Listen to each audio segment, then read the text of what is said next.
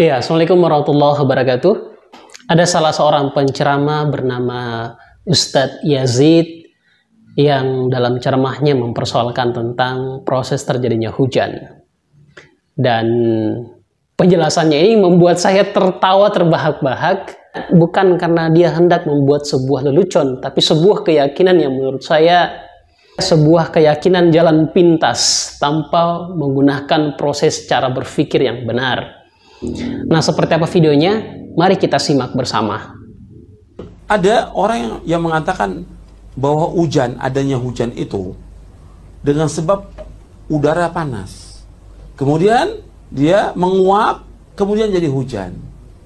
Pendapat ini sesat dan menyesatkan. Pendapat ini kufur. Adanya hujan yang menciptakan siapa? Allah. Yang menurunkan hujan Allah. Bukan karena cuaca panas, bukan karena uap, bukan karena yang lain. Jadi mereka ini menulis buku-buku itu tujuan apa? Untuk menghilangkan keyakinan kepada Allah yang Maha Pencipta. Jadi bukan karena panas. Sengaja dibikin seperti itu di buku-buku sekolah itu, karena uap panas, kemudian turun hujan, untuk menghilangkan apa? Kepercayaan kepada Allah yang menciptakan. Allah yang menciptakan hujan.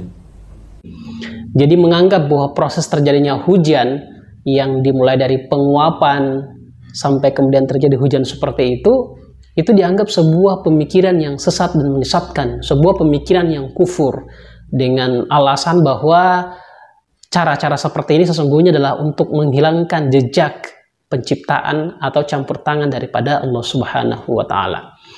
Menurut saya, apa yang disampaikan oleh Ustadz Yazid ini justru adalah sebuah kesalahan dalam berpikir.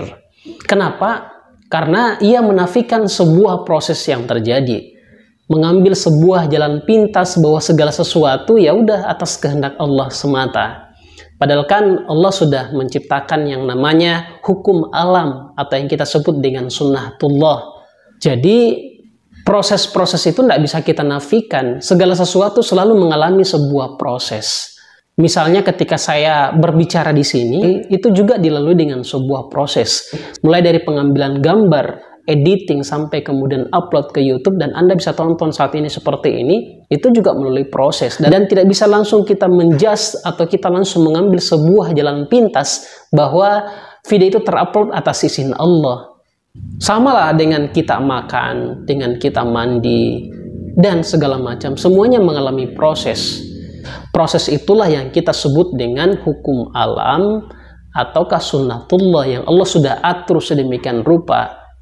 Tapi sebetulnya apa yang diutarakan oleh Ustadz Yazid ini bukanlah sesuatu yang baru, karena jauh sebelumnya di abad kedua Hijriah sudah ada paham atau aliran bernama aliran Jabariyah. Jadi Jabariyah itu menafikan kehendak manusia, menafikan ikhtiar manusia, atau termasuk juga menafikan tentang proses terjadinya sesuatu. Menganggap bahwa segala sesuatu tercipta atas kehendak Allah, sudah selesai. Jadi semua terjadi karena Allah. Nah, kalau kita berpandangan seperti itu, maka buat apa kita berakal? Buat apa kita berpikir? Bukankah dalam banyak ayat Al-Quran sendiri, misalnya Allah memerintahkan kita untuk berpikir menggunakan akal kita.